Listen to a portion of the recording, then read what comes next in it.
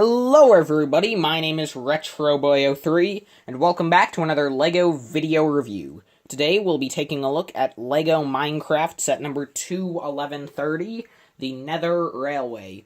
This set comes with 387 pieces, 2 minifigures, 2 other mobs, and retails for around $35 in the United States. So, without further ado, let's get into the review.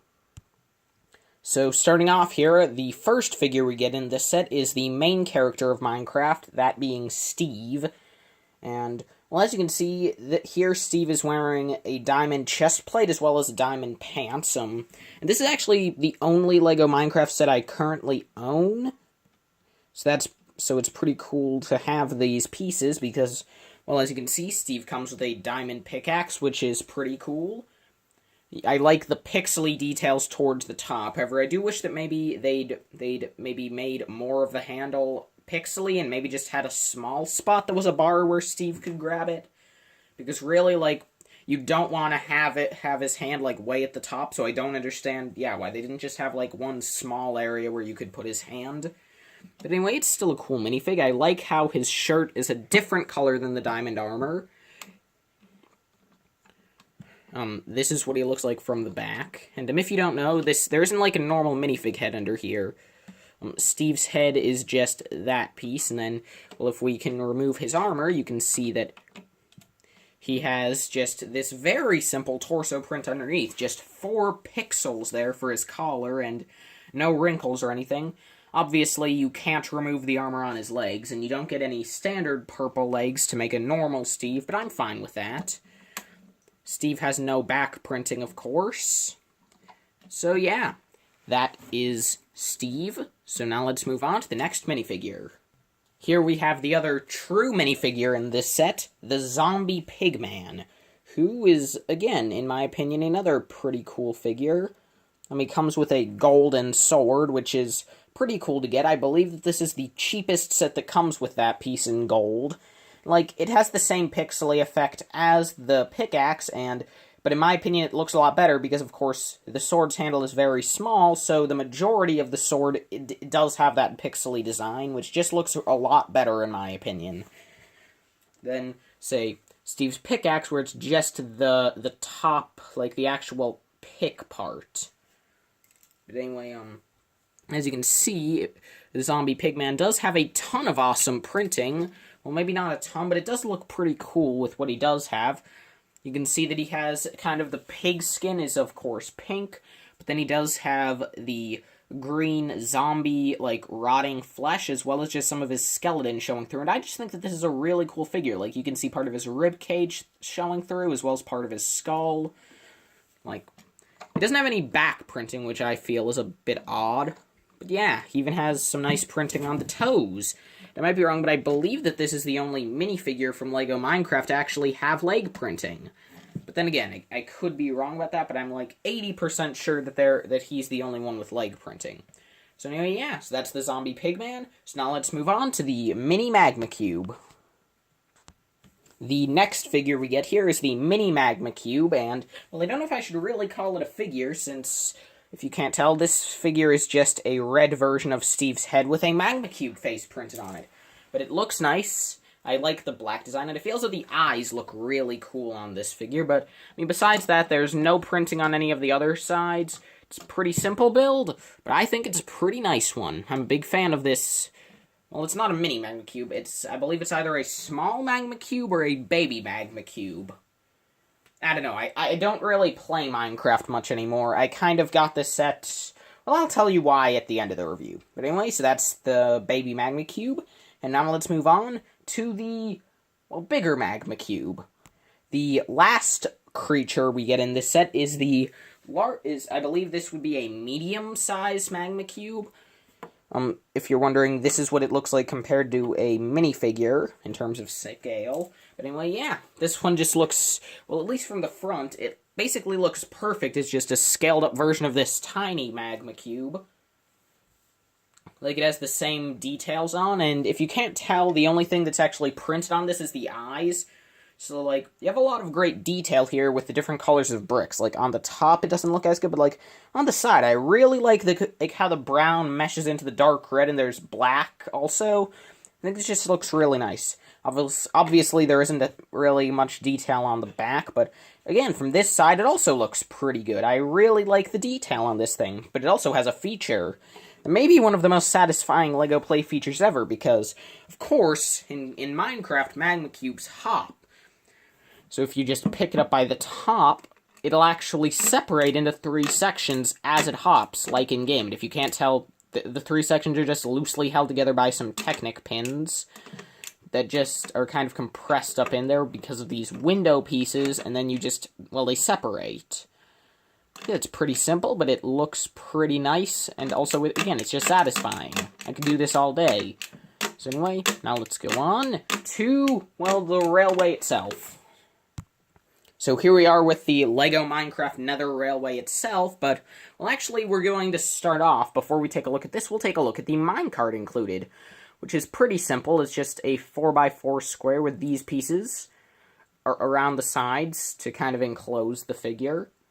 I do like the use of these Technic pieces to create the illusion of it having wheels, but those don't connect. It actually just slides along in the grooves of the tracks on these 2 little red studs on the bottom. But it looks cool, and of course, with the 2x2 studded area, you can fit in Steve. Although what's kind of interesting is that, like, after, like, only, I think, maybe 2 months after this set came out, I know it was in June, I believe, LEGO released the LEGO Minecraft Mountain Cave set, which came with a different version of the minecart that was a 4x5 build. I don't know why this comes with a 4x4 and that comes with a 4x5, but this still looks nice, although I do slightly prefer that version. But again, it's fine. Anyway, so the track, well, starting off, you have a torch here, as well as this button, which doesn't do anything. It's just there for display, but if I kind of pick this up, you can see that you have some powered tracks there with the gold and the redstone, which looks nice. You have a bit of lava there on the side, as well as over here you have some lava pouring out. And I like the track layout where it's not even, obviously, like from where you start off the right side, it has more track than the left, but there are some features, and I think it'll work better if we start off going to the right. But anyway, you can see these curves, which, well, I'll actually remove one of these because the entire track system is modular. So you can see that there are actually some new pieces here. You have these 2 new macaroni tiles, as well as you also have this piece, which kind of offsets each one because there's half a plate on the edge. Like, I mean, the amount of distance there is 1/2 of a plate. And yeah, this is just a pretty cool build with several cool pieces. And it certainly looks a lot better than the original LEGO Minecraft curved track. But anyway, here you have some hill track, which as you can see is just sloped with some Technic pins. So that looks nice.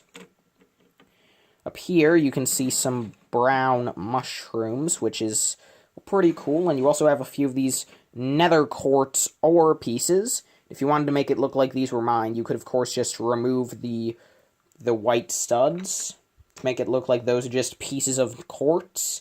But anyway, over here in the back on this corner, you have some red mushrooms. And, well, if you can't tell back here, this kind of section, as well as the track curve on top of here, those are supposed to be soul sand, while the red parts are supposed to be, I believe it's called netherrack. Again, it's been a while, but I'm pretty sure it's netherrack. If I had to guess, I'd say that the gray parts are supposed to be just, like, the player built them out of cobblestone to kind of connect it up. Because I don't think there are any actually gray blocks in the nether, except, wait, I know there's bedrock, but that's, like, practically black, so I don't think this is supposed to be bedrock. But anyway, the main feature here, I guess you could say it's the main feature, is if we look over here, you can see I've placed the mini magma cube. Keep calling it that. But anyway, you can see that the idea is you have this little bump in the track, and basically, if you drive the minecart over that, it'll cause the magma cube to hop up into the air. And, like, it doesn't really come back down, but yeah, that's just a cool feature, and a pro of it not coming back down is that if you wanted to, you could just pose the magma cube hopping up like that. So that's a pretty cool feature. And I mean, again, you could also just, like, wheel the minecart around, or knock it off because I'm a fool. But yeah. And again, all of these different track pieces are modular. They're all removable in 6x6 sections. And like, for example, up here where you have these curved tracks that are higher up, this is just a piece stacked on top of one of these terrain pieces that don't have any track. And like, yeah, the only exception to that whole 6x6 thing is that over here, this piece with the magma cube is 6x12, so that you can have that feature. But yeah, that's pretty cool, and the manual actually includes 2 alternate designs for your railway setup, so I'll quickly show you both of those right now. So here we have the second official track setup you get in the LEGO Minecraft Nether Railway. And as you can see, it starts off on more of an incline, and like, I'm not going to go over it more, but you can see that it has the same, it actually has the same setup. Like, if you looked at it from the top, it's pretty much the same, except this is on the beginning is on the right instead of the left. But obviously, the thing is that now it starts off being raised on the hill, and then no matter which way you go, you have to go down. So obviously, the minecart can go this way without any real momentum, or it can go this way. And again, like, it doesn't really go very far, but like, if you push it, it might just fall off. Well, bust my buffers. Let's go on to the final build. So this is the third and final setup that LEGO provides you within the instructions, and well, this one, unlike the other two, is a very different design. It doesn't form a loop at all, and it can barely fit on my table. In fact, let me just zoom out a little.